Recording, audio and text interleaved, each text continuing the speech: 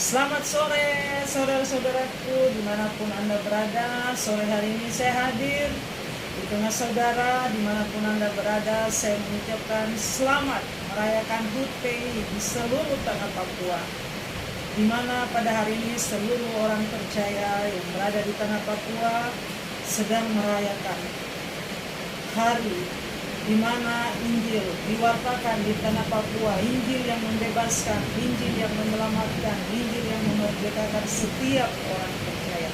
Saya bersyukur Injil bisa dibawa dari negeri yang jauh sampai datang ke tanah Papua.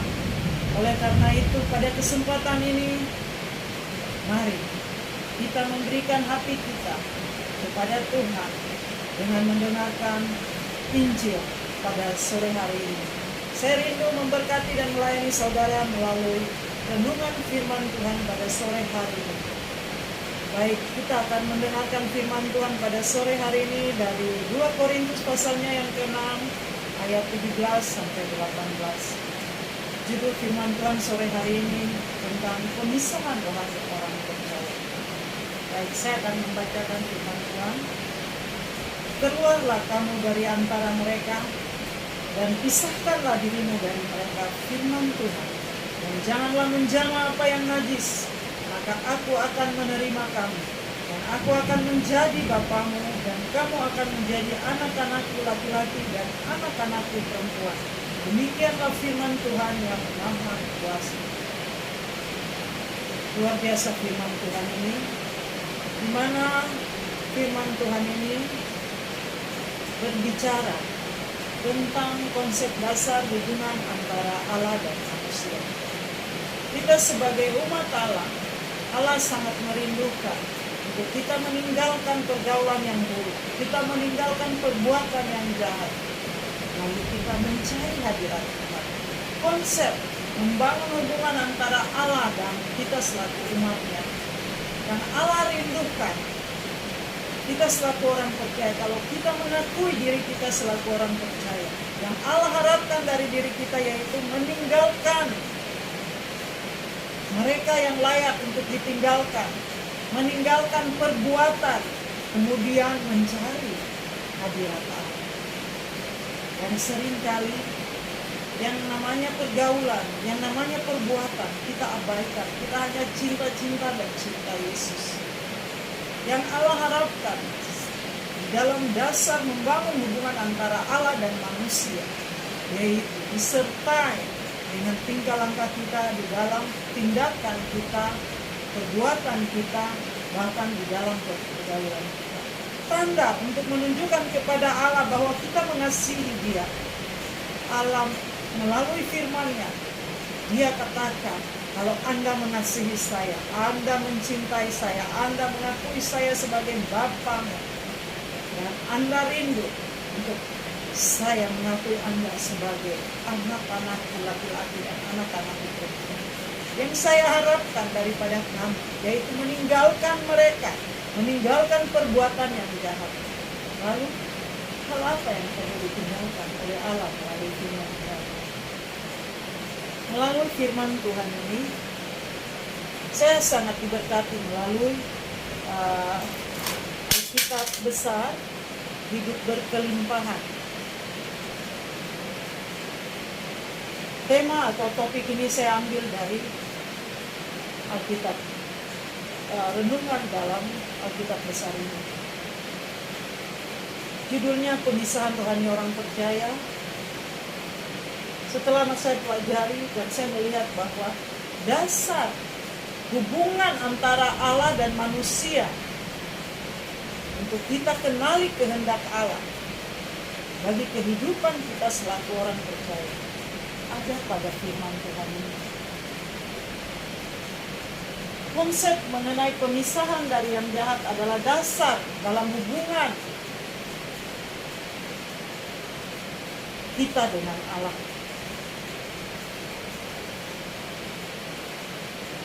Pemisahan yang dimaksud di sini ada dua. Pertama, pemisahan dari yang jahat. Pertama manusia, kedua perbuatan.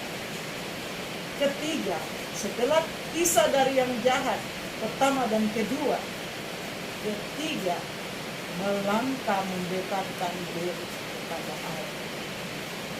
Ini berbicara pertama dan kedua, berbicara tentang ketaatan. Ketika mencari hadirat Tuhan, ketika kita tidak taat, maka kita sulit untuk mencari hadirat Tuhan. Mungkin dalam kehidupan kekristenan kita seringkali kita jatuh bangun. Hari ini kita rajin beribadah, kita rajin berdoa, kita rajin menyembah. Besok kita terjatuh. Demikian juga yang terjadi dalam kehidupan bangsa Israel. Ketika Allah membawa bangsa Israel, Allah menyatakan firman-Nya kepada mereka untuk mereka tidak bergaul. Mereka pertama yang Allah katakan kepada mereka, tinggalkan bangsa Mesir, keluar dari tengah bangsa Mesir. Dan dalam perjalanan pun Allah melarang mereka bergaul dengan bangsa-bangsa kafir yang tidak memiliki Allah. Baik orang Mesir, baik baik bangsa yang ada di sekeliling tempat di mana mereka pergi menuju ke tanah Kanaan. Mereka sama memiliki Allah-Allah kecil, Allah yang bukan Allah Abraham, Ishak dan Yakub. Mereka menyembah dewa-dewa. Oleh karena itu Allah melarang bangsa atau umat pilihan Allah bergaul dengan bangsa-bangsa kafir. Dalam perjalanan mereka menuju tanah Kanaan, Allah rindu mereka hanya bergaul dengan Allah.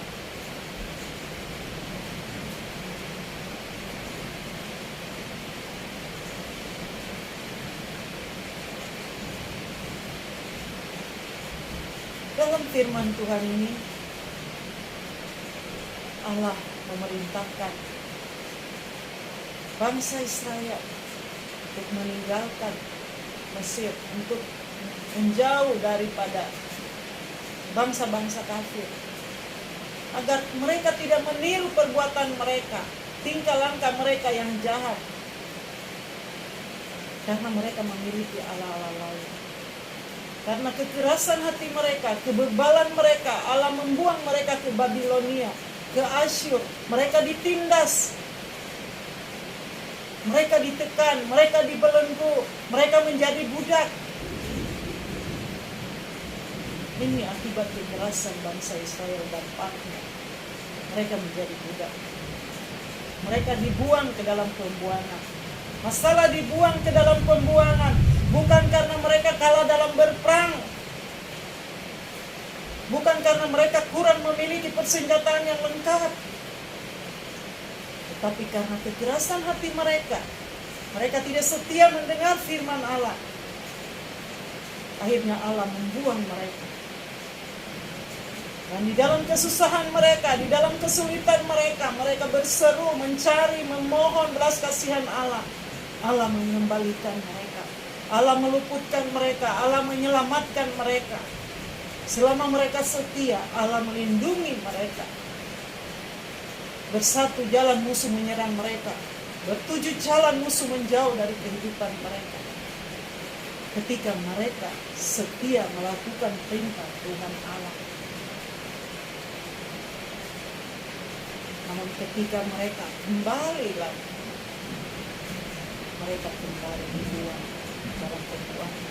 Mereka diserang oleh musuh. Mereka menghadapi kekalahan. Mereka menghadapi tantangan hidup yang berat.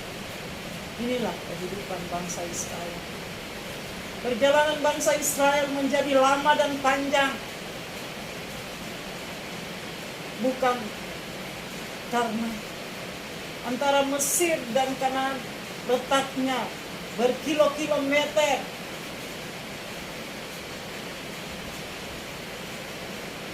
Perjalanan mereka menjadi jauh dan panjang karena kekerasan hati bangsa Israel. Tidak mendengar suara Tuhan dengan setia. Mereka yang tidak setia, tidak diizinkan oleh Allah masuk di tanah Kanaan. Musa hanya melihat, tidak masuk. Yang diizinkan masuk adalah generasi yang dilahirkan di padang gurun. generasi yang mengikuti dan mendengar suara Tuhan. Kalau Anda tidak ingin dimusnahkan, kalau Anda tidak ingin dibinasakan oleh Allah, mari ikuti kebenaran ini. Kebenaran dasar yang akan menyelamatkan, memerdekakan, dan membebaskan hidup kita dari segala kuasa kutuk, kuasa dalam kehidupan kita yang terbawa dari nenek moyang. Jangan lagi kita mengikuti tingkah langkah nenek moyang kita. Mari kita ikuti firman Allah, perintah Allah. Sebagai orang percaya, kita seringkali memiliki ala-ala lain dalam kehidupan kita. Saya melihat kembali kepada budaya orang Papua. Dan saya kira bukan hanya kita selaku masyarakat di Papua, dan budaya itu di mana saja pasti ada. Dan banyak budaya yang menyimpang dari kebenaran Allah. Orang-orang yang kita perlu hindari, cara hidup yang kita perlu hindari adalah terlibat dengan budaya dan adat istiadat yang salah. Pada saat bangsa Israel melakukan adat istiadat yang menentang Tuhan, Allah mencela mereka.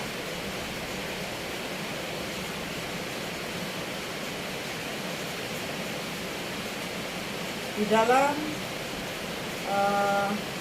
1 Korintus 10 ayat 20, 21 dan 22 di sini dikatakan, kamu tidak dapat minum dari cawan Tuhan dan juga dari cawan roh jahat. Kamu tidak dapat mendapat bagian dalam perjamuan Tuhan juga dalam perjamuan roh jahat. Maukah kita membangkitkan cemburu Tuhan? Apakah kita lebih kuat daripada Dia? Segala sesuatu. Baik. Ayat 22. Baik. Orang-orang yang perlu kita hindari atau tingkah langkah yang perlu kita hindari adalah melakukan adat istiadat yang menyimpang dari kebenaran Allah. Allah menghujat adat istiadat bangsa Israel. Di sini Yesus Kristus sendiri adalah berasal dari Yahudi. Dia mencela adat bangsa Yahudi. Apalagi adat dan budaya kita banyak sekali yang menyimpang dari kebenaran Allah. Aturan-aturan hidup. Di sini dikatakan pada ayatnya yang ke-20, apa yang dimaksudkan ialah bahwa persembahan mereka adalah persembahan kepada roh-roh jahat, bukan kepada Allah. Karena aku tidak mau bahwa kami bersekutu dengan roh-roh jahat. Dalam budaya masyarakat Papua, seringkali ada masyarakat tertentu memiliki kekuatan memanggil buaya atau dinamakan pawang buaya. Pawang buaya berhubungan dengan siapa? Dia berhubungan dengan roh jahat. Mereka adalah orang percaya, namun mereka memiliki kekuatan memanggil buaya. Ini adalah budaya-budaya yang menyimpang dari kebenaran yang perlu kita tolak, kita tinggalkan dan kita abaikan. Dalam kegiatan-kegiatan budaya yang dilangsungkan oleh masyarakat adat sering dilakukan, menganggap bahwa budaya adalah bagian daripada kehidupan manusia yang perlu dijaga, dirawat. Kalau budaya tidak menyimpang, baiklah. Tapi kalau yang menyimpang berhubungan dengan roh-roh jahat itu harus ditinggalkan. Itulah yang dinamakan ilah lain, Allah lain. Ayat 21 dikatakan, kamu tidak dapat minum dari cawan Tuhan dan juga dari cawan roh-roh jahat. Ketika kita meminum tubuh dan darah Yesus, kita bersekutu dengan Yesus, bukan roh jahat. Namun kalau kita memanggil buaya atau arwah orang mati, berarti kita bersekutu dengan roh jahat. Yang perlu kita hindari, yang dimaksudkan oleh firman Tuhan ini, yaitu mereka yang berhubungan dengan roh jahat. Mereka itu adalah penyihir, dukun, petenung, pemanggil arwah. Pada saat umat Israel berada di dalam perjalanan menuju Kanaan, Allah memberikan firman ini kepada Musa untuk memusnahkan, membinasakan pemanggil arwah, untuk membinasakan, memusnahkan dukun dan penyihir, dan tidak boleh bergaul. Ini adalah gaya hidup mereka yang di luar dari Allah. Ini adalah adat istiadat orang yang tidak memiliki Allah. gaya hidup bangsa kafir. Alasan itu Allah memerintahkan bangsa Israel untuk tidak bergaul dengan bangsa kafir. Dan dasar kehidupan ini adalah dasar kehidupan orang percaya. Kalau Anda mengatakan Anda adalah milik Allah, mulai hari ini, kalau Anda sakit, ada masalah keluarga atau masalah apapun di luar dari kekuatan Anda, jangan pernah pergi mencari dukun, sihir, pemanggil arwah untuk mencari pertolongan. Karena ketika Anda terlibat dengan hal-hal itu, Anda mendukakan hati Tuhan dan membangkitkan cemburu. Cepat Anda bertobat. Kalau Anda masih bergaul dengan para penyihir, dukun, pemanggil arwah, hari ini firman Tuhan mengajak kita untuk tinggalkan mereka. Tinggalkan dengan catatan tidak membenci. Kita mundur dari pergaulan kita dan kita membawa mereka di dalam doa kita untuk terjadi kelepasan, untuk terjadi pemulihan atas hidup mereka yang terikat, atas hidup mereka yang terbelenggu, agar dibebaskan, diselamatkan oleh Tuhan. Ketika kita mundur dari hadapan mereka yang harusnya kita jauhi, dan kita doakan apa yang dikerjakan oleh Allah, pada saat itulah Allah mulai bergerak menginsafkan mereka yang terlibat dengan dosa-dosa seperti itu. Menginsafkan mereka akan dosa, kebenaran dan penghormatan, dan pemulihan itu akan ada. Kalau kita terus terlibat dalam pergaulan dengan mereka yang darinya kita jauhi, maka mereka nyaman dengan pergaulan mereka, dengan kehidupan mereka. Kapan ada pertobatan, kapan ada pemulihan? Karena mereka menganggap semua orang toh menerima saya dengan gaya saya. Untuk mencegah, untuk menjauhkan mereka, agar membawa mereka ke jalan kasih karunia Allah, kita harus menghentikan pergaulan dengan mereka. Kita menjauh dan kita membangun hubungan dengan Allah, dan hidup kita diberkati dan mereka pun diselamatkan melalui kekuatan kuasa Roh Kudus dalam kehidupan mereka. Berikut mereka yang perlu kita hindari adalah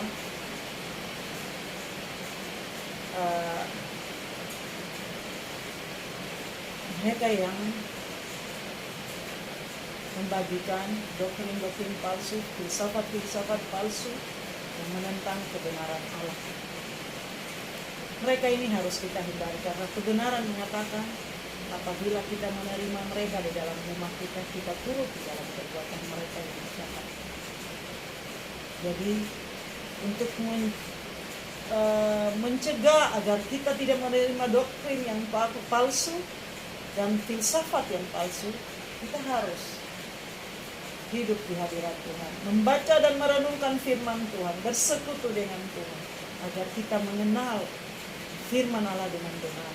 Ketika orang mewartakan Injil yang salah, doktrin yang salah, pandangan yang salah, falsafat yang salah, kita dapat menolak, tidak bergaul dengan mereka yang hidup di dalam pandangan dan prinsip yang salah. Banyak doktrin palsu, pandangan palsu, keyakinan palsu dalam kehidupan. Kita lagi membicarakan sesuatu, tiba-tiba bunyi cecak, kita katakan itu benar. Ini cerita-cerita nenek moyang. Hal-hal yang tidak benar dianggap sebagai sebuah kebenaran. Contoh-contoh tersebut harus ditinggalkan. Banyak kita adopsi gaya hidup nenek moyang. Banyak kita adopsi doktrin-doktrin palsu yang kita yakini sebagai sebuah kebenaran. Firman Tuhan melarang berhubungan dengan orang mati. Tapi di dalam kehidupan gereja Tuhan, ada yang masih mengikuti dan merayakan 100 tahun meninggalnya orang mati. Apa hubungan antara orang mati dengan orang hidup? Hubungan antara orang mati dan orang hidup sudah tidak ada lagi. Ketika kita berhubungan membangun satu upacara keagamaan yang menghubungkan dengan roh-roh orang mati, berarti kita menghubungkan dengan dunia orang mati. Itu berbicara tentang penyembahan berhala. Kalau orang di sekitar kita, di lingkungan kita, keluarga kita, teman kita masih mempertahankan gaya hidup itu, kita harus hindari dan doakan mereka agar mereka segera bertobat. Ini yang dimaksudkan firman Tuhan. Berikut, pemisahan merupakan suatu tuntutan Allah yang terus-menerus bagi umat Allah. Dalam Keluaran 23, dalam Imamat 11, bahkan Ulangan 7 ayat 3.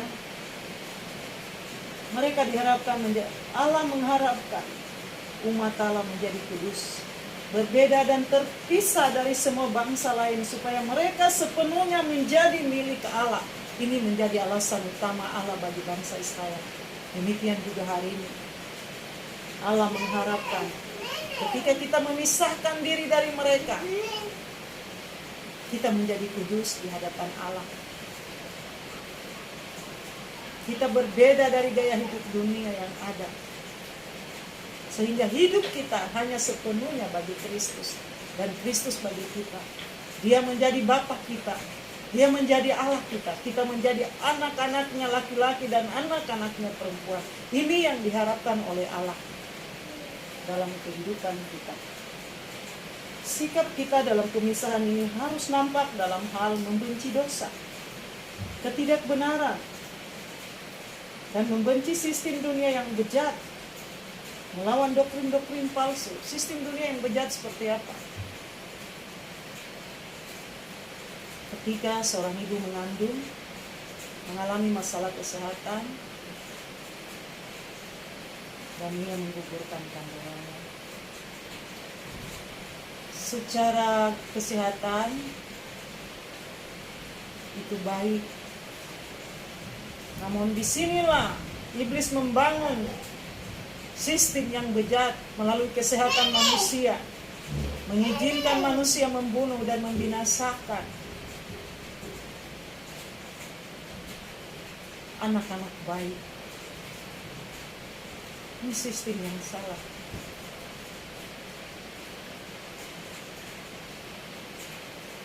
Politik-politik, dalam dunia politik banyak sistem politik yang dibangun dengan cara-cara untuk memenangkan. Dia harus menipu dan menjatuhkan. Tuhan katakan kita harus menjauhkan diri dari sistem dunia yang bejat, karena bukan cara hidup itu yang diharapkan oleh Allah bagi anak-anaknya. Allah rindu kita membangun gaya hidup kudus seperti yang Dia harapkan dari kehidupan kita.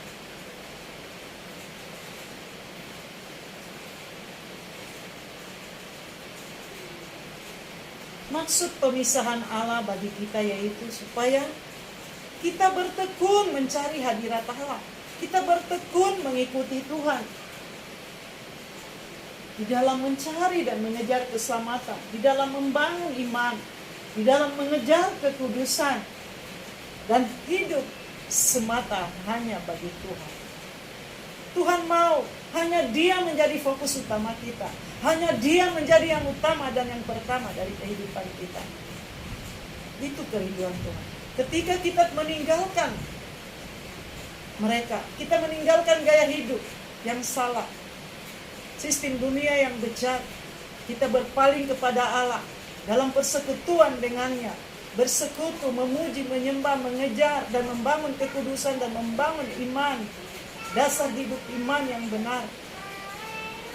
Pada saat itulah ayat ini menjanjikan bagi kita, dan aku akan menjadi bapamu dan kamu akan menjadi anak-anakku laki-laki dan anak-anakku perempuan.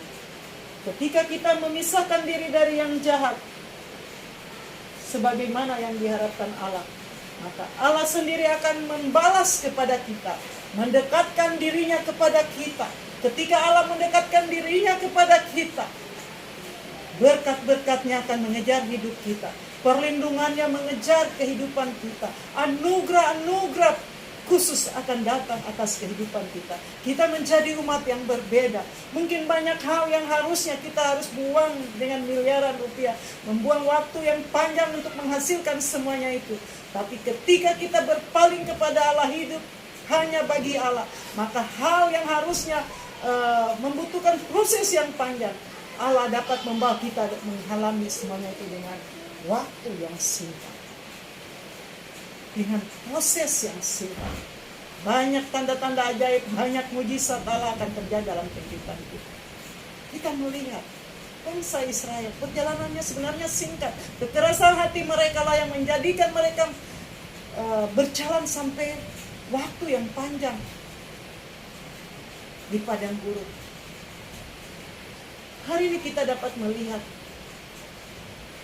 jarak antara Mesir dan Israel terlalu dekat. Mungkin 3 hari perjalanan, tapi mereka capai dengan 120 tahun lamanya. Itu yang panjang karena kita. Jangan Anda membiarkan mimpi Anda terhalang. Jangan membiarkan rencana Allah terhalang. Firman Tuhan katakan, rencananku, yaitu rancangan masa depan yang penuh harapan. Allah menjanjikan bagi kita hidup yang berkelimpahan. Allah menjanjikan bagi kita untuk menjadi kepala dan bukan ekor. Allah menjanjikan bagi kita hidup yang diberkati. Setinggi langit di atas bumi, demikianlah rancanganku bagi kamu. Allah sanggup melakukannya karena kekerasan hati kita lah kita jarang dan tidak dapat mengalaminya. Kalau saudara ingin mengalami kasih Allah, mengalami janji Allah, mengalami tujuan Allah dalam kehidupan saudara, tinggalkan pergaulan yang buruk, tinggalkan gaya hidup yang jahat, dan berpaling sepenuhnya kepada Allah, melakukan kehendak Allah, bergaul dengan Allah, meraih kehendak dan maksud Allah dalam kehidupan saudara. Maka saudara akan melihat mujizat demi mujizat, tanda-tanda heran demi tanda-tanda heran dalam kehidupan saudara. Kiranya Tuhan memberkati. Demikian firman Tuhan pada saat sore hari ini. Kiranya firman Tuhan sore hari ini menjadi bagian di dalam kehidupan saudara. Di dalam menyambut HUT PI yang ke-167 tahun, saya mengucapkan selamat. Tuhan memberkati saudara dan saya, sehingga kekuatan Injil Kristus di tanah Papua sanggup membebaskan masyarakat Papua, sanggup mengeluarkan Papua dari segala belenggu dosa yang mengikat, membelenggu, dari cara hidup yang salah, dari nenek moyang telah dibangun gaya hidup yang salah. Allah sanggup membawa kita keluar, Allah sanggup membebaskan kita, Allah sanggup menyelamatkan kita, sehingga Papua dipenuhi dengan kemuliaan Allah. Tuhan memberkati. Shalom untuk semua kita. Amin.